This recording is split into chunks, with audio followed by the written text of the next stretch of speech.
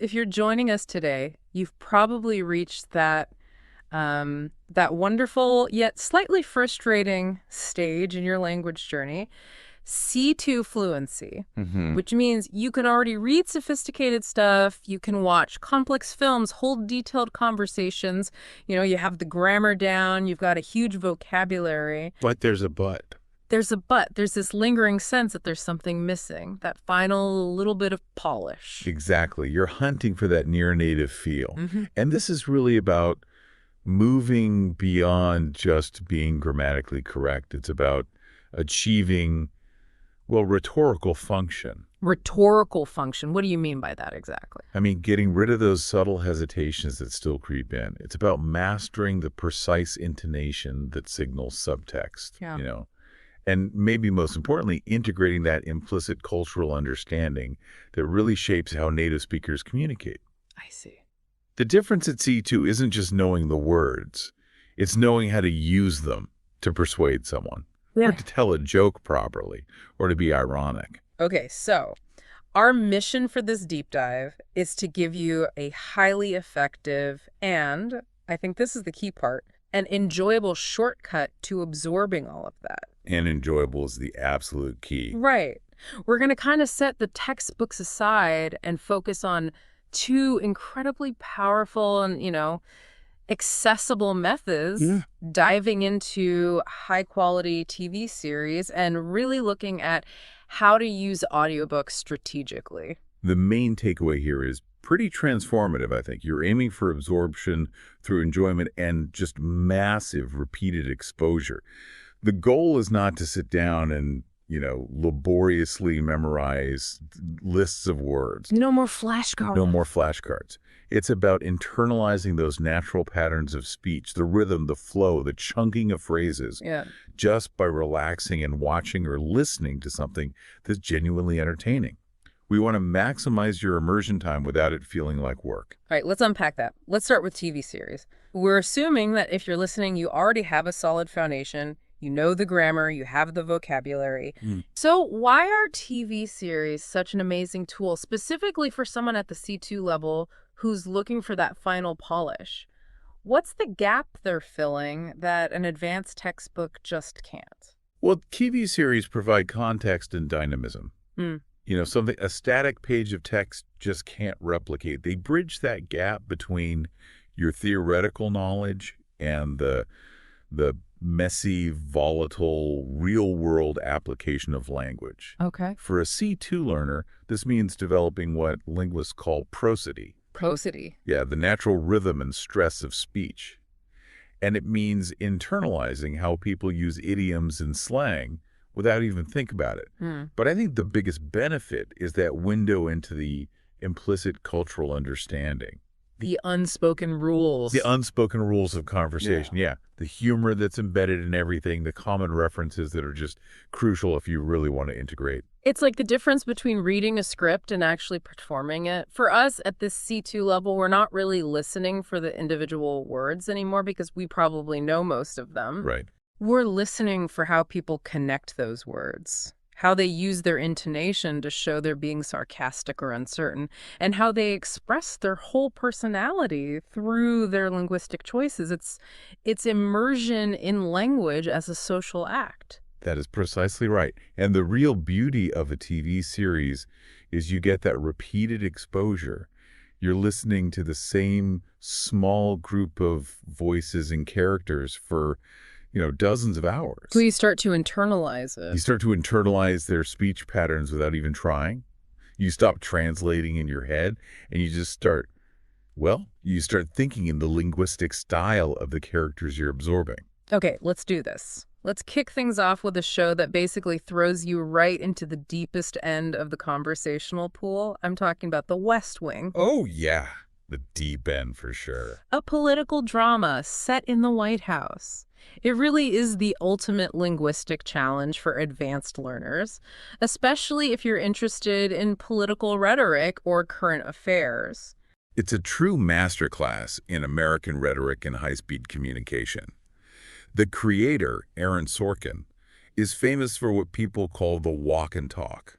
Right, the rapid-fire dialogue while they're striding down corridors. Exactly. The language is notoriously sharp, it's quick, it's dense. Characters are constantly layering their dialogue, they talk over each other, and the whole conversation is just peppered with U.S. political jargon and technical terms that they just assume you already know. I remember watching it when it first came out, and I had to pause and rewind constantly. And I'm a native speaker. Right. I just couldn't catch the implied premise. Mm-hmm. And I realized I wasn't just missing a word, I was missing the political or the cultural reference that they just took completely for granted. And that's a fantastic tip right there for any C2 learner. Don't be afraid to use that pause button. Absolutely. Pause, rewind, maybe even look up the historical or political context until you fully get what's being said. You have to make that active effort. It's worth it, though, because the vocabulary you pick up is so specialized and immense. You get all these political terms that define the U.S. system. Things like, Oh, filibuster, veto, caucus. But for a C2 learner, it's more than just knowing the dictionary definition of those words. Can you break one of those down for us? Like, why is understanding the word filibuster so crucial to actually following the dialogue? Certainly. So in the U.S. context, a filibuster is this unique Senate rule that allows a single senator or a group of them to delay or just completely prevent a vote on a bill by speaking, well, indefinitely. For hours and hours. Or days. So if a character says, we've got to find the votes to break this filibuster, you instantly know the stakes. You know there's a legislative deadline coming up and they're in a high-pressure procedural battle. Without that context, the line is, well, it's either meaningless or just confusing. And the West Wing is packed with these kinds of procedural high-stakes conversations. And Sorkin is a real wordsmith, as you said. The style isn't just dry political talk. He uses all these rhetorical flourishes. He'll use devices like anaphora. Right.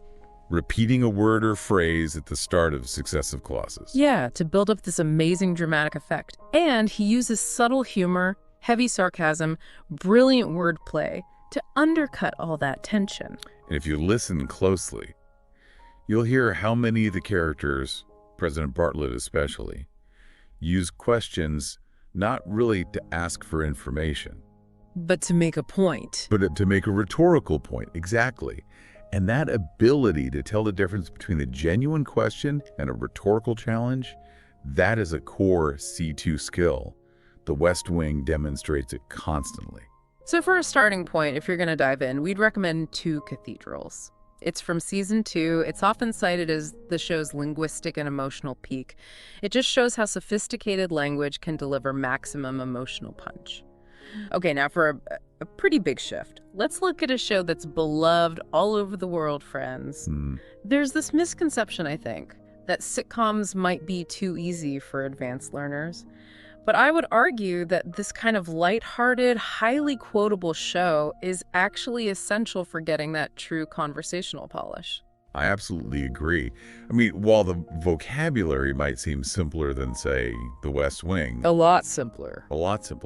but sitcoms expose you to incredibly natural, high-speed, everyday conversational English, the kind that relies on shortcuts and shared linguistic assumptions.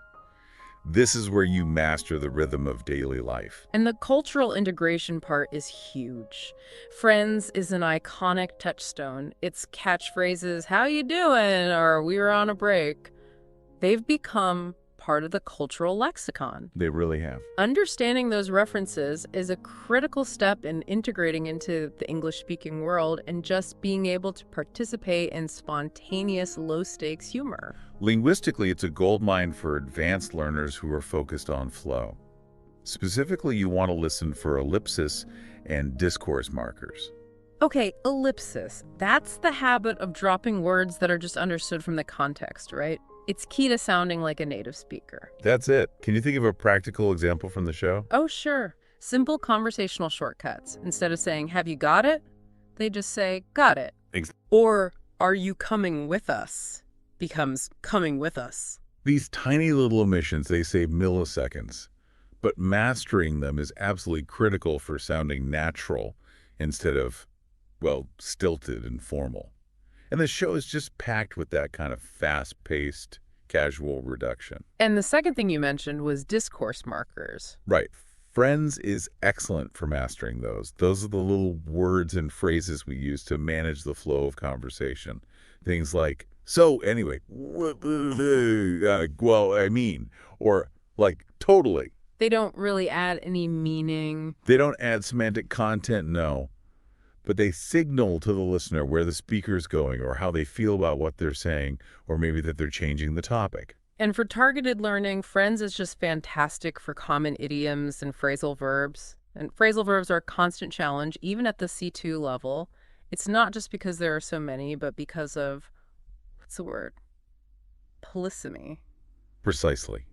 For a C2 learner, the challenge isn't memorizing put on or take off.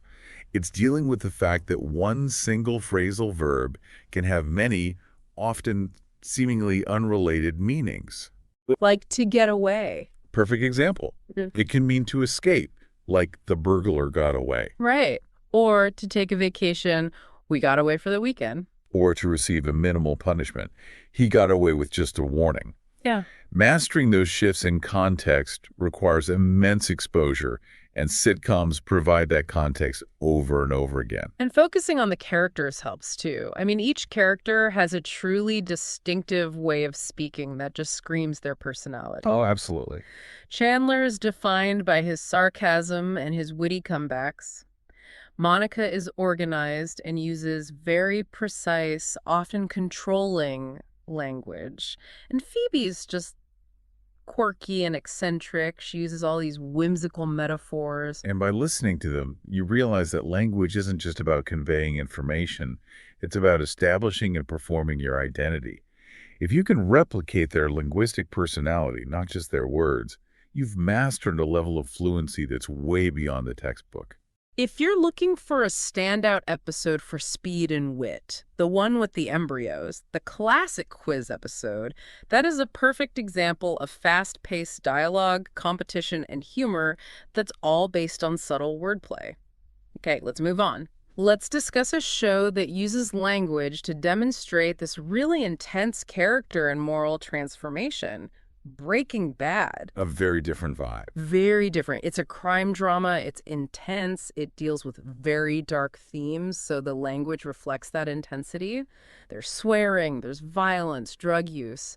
It's challenging for sure, but for a C2 learner seeking that profound linguistic observation, it's fascinating. What's most instructive about it is the radical contrast in speech styles and how they change over time. Yeah. You start with Walter White, the chemistry teacher. He's hyper-articulate, uses academic, sophisticated vocabulary. He's almost pedantic at times. And then you have Jesse Pinkman. Then you have Jesse Pinkman, his former student, whose language is so much more informal, slangy, peppered with these specific colloquialisms and swear words. And you can actually track Walter's, his linguistic degradation. As he becomes the ruthless Heisenberg, his language changes dramatically. It's incredible to watch. His academic precision just gives way to manipulation, threats, intimidation. He actually starts adopting more of Jesse's slang, which signals his moral and social shift. It's a profound study in how these external destructive forces can change a person's linguistic output and their register. That's a key point for C2 learners, isn't it? Observing how a highly educated person, consciously or unconsciously, shifts their register downwards when they want to fit into a different social group or maybe exert a different kind of power. Exactly that. We also get some valuable regional nuance from the show. It's set in Albuquerque, New Mexico, in the southwestern U.S. So this exposes you not only to a regional American accent, Which can be a bit flatter, less pronounced than, say, an East Coast or Southern accent. right, but also to a frequent use of Spanish words and phrases like plata or patron, just because of its proximity to the Mexican border. It's so important to be aware of how regional culture influences the lexicon. A C2 learner should be able to recognize when an expression is universally understood and when it's deeply rooted in a specific U.S. locale, like the Southwestern terms you hear all the time on this show. For anyone ready to dive into that linguistic pressure cooker, the season 5 episode Ozymandias is highly recommended. It is famous for its dramatic intensity, and just following the dialogue under that much emotional stress requires absolute focus. All right, let's cross the Atlantic. We land in London for Sherlock. For language learners interested in sophisticated British English, this show is a linguistic feast. The dialogue is rich, witty, fast-paced, and just definitively UK in its rhythm and tone. The linguistic dynamic between the two leads is the core learning tool here. Benedict Cumberbatch, as Sherlock Holmes, gives you a masterclass in articulation. He uses these extremely rapid-fire monologues, long, complex sentences with subordinate clauses, and just very specialized articulate vocabulary. His style is often deductive and declarative. His sentences can sometimes stretch for 30 or 40 seconds without a breath. It's almost like he's just thinking out loud, and his speaking style really tests the limits of your comprehension. You have to be ready for an intellectual sprint every single time he opens his mouth. And Martin Freeman, as Dr. Watson, serves as the perfect linguistic foil. He's the everyman. He grounds the whole thing. He does. He's down to earth. He's pragmatic. His speech is common, direct, relatable. The contrast between Sherlock's hyper-articulate declarations and Watson's very pragmatic responses creates the dynamic you need to process and contextualize that high-level dialogue. The quality of the writing also means it rewards multiple viewings, specifically because the dialogue is so dense. It's filled with clever puns, linguistic word plays, cultural references that might just fly right past you on the first watch. And this is where that C2 repetition comes in. Watching the same scene 3 times reveals these new layers of British wit that are just embedded in the text. You should focus on how they use rhetorical devices to create tension. Sherlock often uses dramatic irony, saying one thing while clearly meaning another, which is highly dependent on your understanding of intonation and context. That is a sophisticated layer of communication that purely visual learning often misses. Yeah, that's a great point. To begin this journey into sophisticated British wit and rhythm, we'd say A Study in Pink, the very first episode. It sets the stage perfectly for the linguistic dynamics that are to come. We wanted to emphasize that different genres expose you to specific, very distinct linguistic patterns.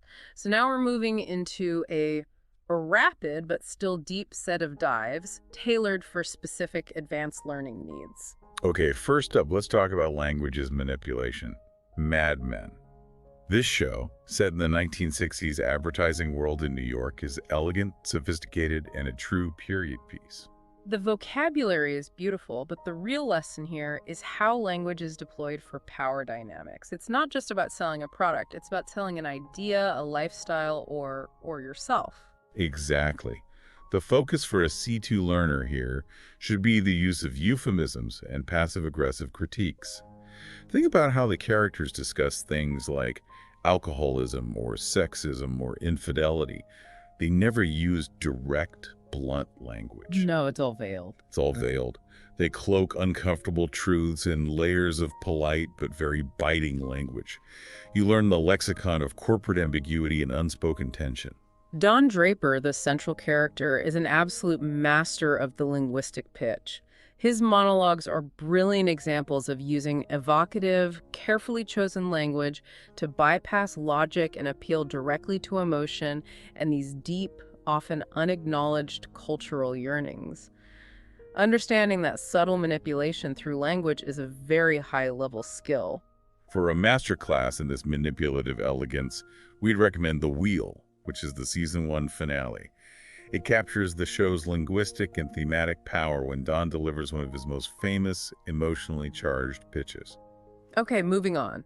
For those interested in the language of the future and technical jargon, we have Black Mirror, a highly relevant, often dystopian science fiction anthology. The challenge here is absorbing a high volume of technical terms and futuristic concepts, including Neologisms. Newly invented words. Right, words that the writers create to describe technology that doesn't exist yet. It forces you to constantly use context clues, which is a crucial C2 skill, to deduce meaning on the fly. It really pushes your conceptual limits. If you can follow a conversation where half the vocabulary is completely new or fictional like social credit score, cookies, or data upload used in a new context, you are demonstrating highly advanced comprehension and cognitive flexibility. The Season 3 episode Nosedive is an excellent recommendation. It satirizes social media pressure, and the dialogue is heavily infused with the language of platform interfaces and quantified social interaction. It really challenges you with creative, tech-focused language. Next up, let's talk about pure register control and formality, The Crown. This historical drama about Queen Elizabeth II is indispensable if you're focused on formal, polite English and understanding tradition and protocol within a hierarchical setting. This is a stark contrast to the casual dialogue of Friends or the slang of Breaking Bad. Here, the language is used to convey immense power and authority while maintaining this outward appearance of unwavering politeness. A C2 learner should focus on the specific phrasing required when addressing the sovereign or when navigating formal state occasions. It's not just what they say, but how they structure the request or the statement. Phrases like, "one must consider," or "with the greatest respect, Your Majesty," demonstrate that specific register control. It's also interesting to track the Queen's own language evolution. From hesitant and often relying on formal protocol in the early episodes, To more assured and subtly powerful later on. and you should observe how other characters adjust their formality when speaking about the Queen versus to the Queen. The shift in tone and word choice, when a politician is speaking candidly to a colleague versus addressing the monarch directly, is a vital lesson in language as a tool of hierarchy. We'd suggest Hyde Park Corner from Season 1 to see the young queen grappling with her new role and the sudden necessity of this ultra-formal communication. And finally, we turn to the unique world of The Office, U.S. This mockumentary comedy, set in a paper company, provides a fantastic mix of highly casual, everyday conversational English and specific, often absurd, office jargon. Because the show uses a lot of improvisation and has this spontaneous feel, it's great for observing how people truly speak in a semi-formal setting. It's full of non-fluency markers, the ums, uhs, and filler words that define spontaneous, non-scripted native speech. Learning to recognize those and sort of ignore them as noise while capturing the core message is a C2 necessity. Furthermore, it excels at satirizing office culture. Jargon like synergy, team building, or quarterly projections becomes this kind of tribal language. You learn how people use specific terminology not just to communicate, but to signal their membership in the group, or, in the case of Michael Scott, to often misunderstand and misuse it hilariously. If you want a masterclass in awkward, spontaneous dialogue and how humor is built on verbal missteps, the Season 4 classic Dinner Party is essential viewing. So we focused a lot on visual immersion, but that often requires dedicated screen time, sitting in front of a TV. That's a great point. What if we could get that same linguistic absorption, but do it passively? Turn our commute or our chore time into prime language acquisition moments. Well, that's the true beauty of leveraging audiobooks. They are the perfect tool for flexible, deep immersion. Okay, this is where we pivot. I think the common misconception is that audiobooks are just passive entertainment, something you just throw on while you're driving. But if you approach them strategically, they are an incredibly powerful tool for improving English at the highest levels. That's right. For C2 learners, audiobooks let you focus purely on sound and rhythm. You're removing the visual crutches that TV can sometimes provide. They offer a comprehensive workout for your ear and your cognitive processing speed. So the first step, just like training for any complex skill, is choosing the right material. It has to match your level, which you call the sweet spot. The sweet spot, yeah. It means the material has to challenge you linguistically, but without overwhelming the enjoyment of the story. If the language is too simple, you're not moving forward. If you're pausing every third word to look something up, you'll just feel discouraged and give up. So for a C2 learner, that probably means diving into sophisticated literary fiction, dense nonfiction, or maybe a genre fiction that's heavy on specialized terminology. Precisely. You've outlined two modes of listening here, active and passive.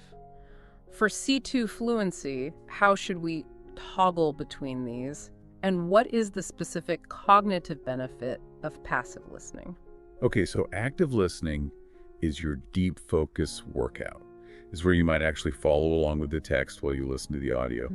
You're deliberately absorbing the narrator's pronunciation, the precise intonation they use to signal emotion, the grammatical structures. It's intensive. You should treat it like a dedicated study period. I get active listening, but passive listening, the kind I do while I'm walking the dog or cooking, that's where I struggle to see the deep C2 benefit. If I'm not paying laser attention, how is it really helping me? That is a crucial question. The cognitive benefit of passive listening for C2 is a concept called chunking. Chunking. Your brain learns to group frequently occurring sounds and phrases together. Things like gonna instead of going to, or shoulda instead of should have, or if I were you. In natural rapid speech, native speakers process these not as three separate words, but as single units or chunks. So if I hear, if I were you, thousands of times passively, my brain just stops translating it word for word and starts accepting it as one unit of sound that means advice. Precisely. That is the key to native comprehension speed. Passive listening trains your ear to recognize those chunks, which is essential for decoding rapid English flow, even if you are only getting, say, 50% comprehension during the listening itself. And the flexibility is the advantage. Totally.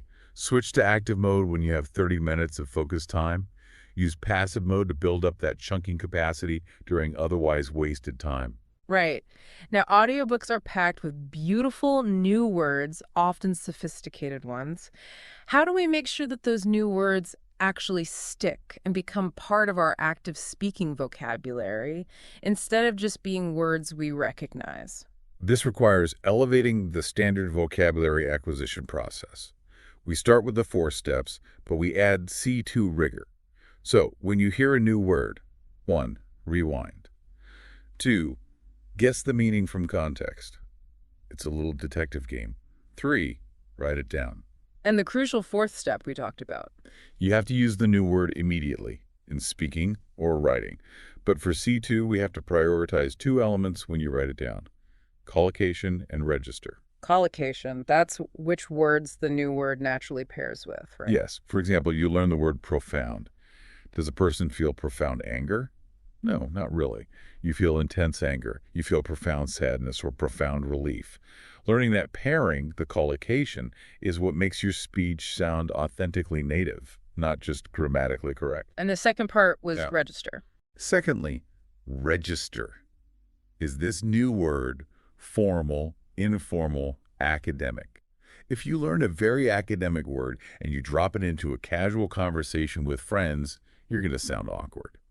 So note where you found it in the audiobook. Was it in the dialogue of a professor or in the narration of a formal letter? That refinement makes so much sense. It's better to learn 5 words completely, understanding their collocations and their register, than just superficially memorizing a long list. Absolutely. We also advocate for something called semantic webbing. Instead of just flashcards, group those new words not just by topic, but by subtle meaning.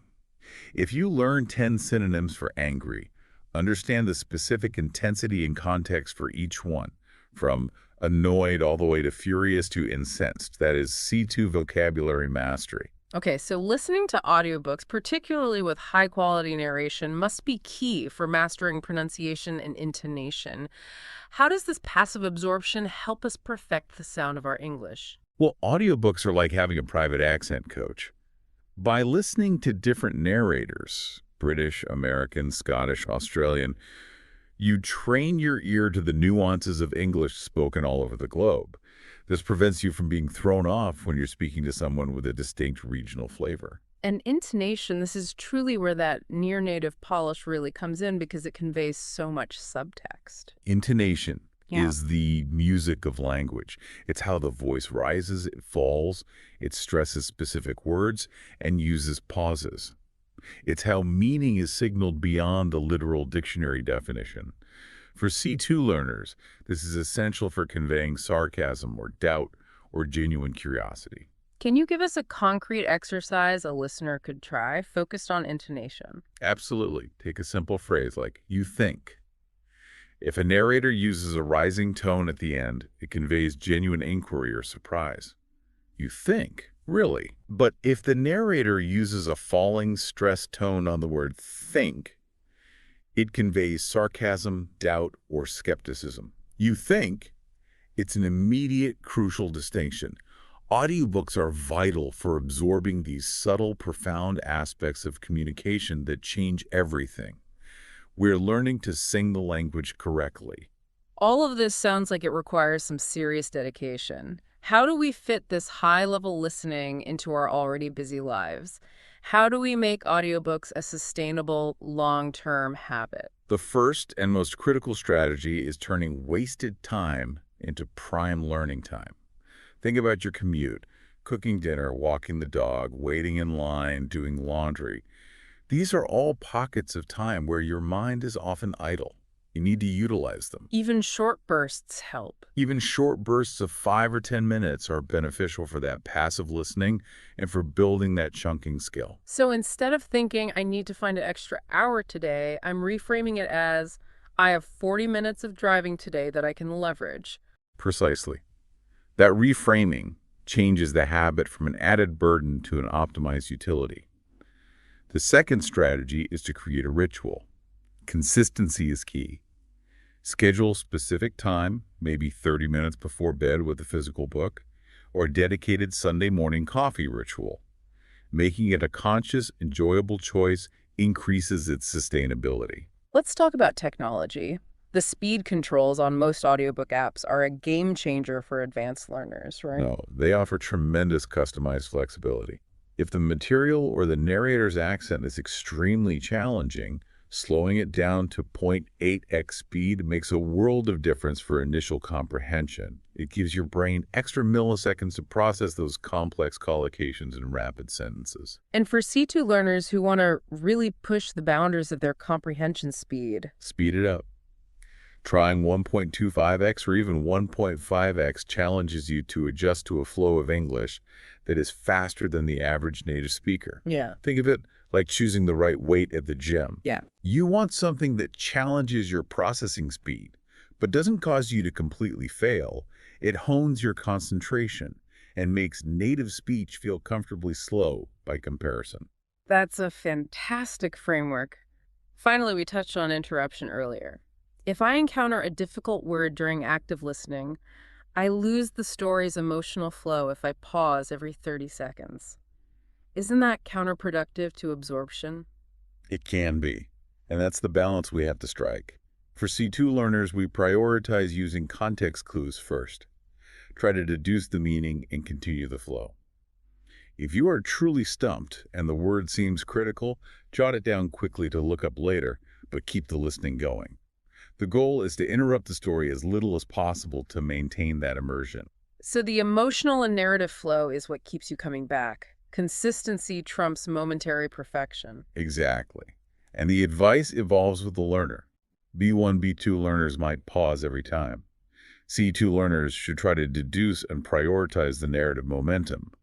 You are learning to trust your intuition and your advanced vocabulary base to fill in the gaps without breaking immersion. We've established the strategy. Now let's get to the fun part. Specific recommendations tailored by level. Before we dive in, what general factors should C2 learners prioritize when picking a book? Well, the most important factor, by far, is genuine enjoyment. Passion is the most powerful motivator. If you love political thrillers, listen to those. Secondly, pay attention to the narrator. They should have clear diction, but don't be afraid to experiment with different accents to train your ear globally. A C2 learner should ideally rotate between British, American, and possibly Australian narrators for a well-rounded auditory diet. Okay, so for those just starting out with audiobooks, maybe transitioning from easier content, what's a gentle but effective entry point? I'd say Charlotte's Web by E.B. White. It's a classic, a beautifully heartwarming story, and crucially, the narration is typically very clear, with simple vocabulary and sentence structures that are easy to parse. It's a clean entry point into narrative English. That clarity and gentle pace are key when starting. Any other short, effective recommendations? The Very Hungry Caterpillar by Eric Carle. Now, it seems simple, but it's short, highly repetitive, and excellent for practicing basic sentence structures and core vocabulary. The vivid imagery, which you can recall even while just listening, aids in comprehension and helps cement those foundational words effortlessly. It's a high-return, low-investment listen. Okay, moving up a notch. Intermediate learners are ready for richer vocabulary, slightly longer structures, and more captivating, involved stories. The Harry Potter series by J.K. Rowling is the canonical choice here. The storyline is highly captivating, the vocabulary progressively becomes richer as the characters get older, and learners have a phenomenal choice. The American narration by Jim Dale or the British narration by Stephen Fry. That's brilliant for comparative learning. You can literally switch between the two narrators to analyze the subtle differences in pacing, stress, and pronunciation between UK and US English. And if you listen to the Stephen Fry narration, you're exposed to a master of British cadence and character voice acting. The consistency across 7 long books provides thousands of hours of immersive input. But for someone looking for something a bit more grounded and contemporary, maybe not fantasy. In that case, Wonder by R.J. Palacio. It's contemporary and extremely relatable, focusing on profound themes of kindness and acceptance. The language is accessible yet very moving. It's a great way to encounter complex emotional themes discussed in an accessible, modern register, which prepares you for contemporary conversations. And finally, for C2 learners who are ready to stretch those English muscles and tackle challenging, sophisticated material, the linguistic marathon runners. First, we'd recommend the literary masterpiece, To Kill a Mockingbird by Harper Lee. This is a powerful story dealing with complex social issues, and it features incredibly rich, descriptive vocabulary. Crucially, the narration often employs a strong Southern U.S. accent, exposing you to regional variations that are vital for complete global comprehension. That's a heavy hitter in terms of literary depth and regional challenge. How about for fans of rigorous nonfiction? For nonfiction, I highly recommend Sapiens, A Brief History of Humankind by Yuval Noah Harari. This book covers incredibly complex ideas about human history, biology, philosophy. The language is structured, academic, and highly engaging. The concepts are challenging, but the narrator's clear, persuasive style makes the advanced concepts digestible while pushing the limits of your academic vocabulary. That addresses the need for a sophisticated academic register. And if we want that witty, fast-paced, technical challenge, something that tests our comprehension under pressure. Then you have to try The Martian by Andy Weir. It's a sci-fi adventure with witty, informal dialogue embedded within a very high volume of specialized technical vocabulary related to engineering, biology, and space travel. So it's light in tone, but heavy in jargon. Exactly. It's a fantastic linguistic challenge for advanced listeners who need to learn how to context switch between informal chat and specialized scientific discussion. Wow, we've covered so much ground today, from the political rhetoric and jargon of the West Wing to the colloquialisms and phrasal verb polysemy of friends. And now the comprehensive power of audiobooks for building those sophisticated listening skills. The key takeaway is realizing the power of these media tools, TV and audiobooks, for pushing your fluency beyond the level a textbook can ever achieve. Remember, consistency is vital. Find content you genuinely enjoy and engage actively with new words by noting their collocations and their register. And most importantly, pay attention to the music of the language. Focus on the intonation, the chunking. You are no longer just learning words, you are internalizing the sound and rhythm of natural thought. And both of these methods turn everyday, often unavoidable habits watching TV or commuting into powerful, effortless learning opportunities. This raises an important question for you, the listener. How many pockets of wasted time, those moments waiting in line, driving to work, or loading the dishwasher, can you intentionally schedule and transform into prime learning time this week by simply pressing play? Find your sweet spot, utilize your speed controls, and let the adventure in fluency begin. Until next time, happy listening.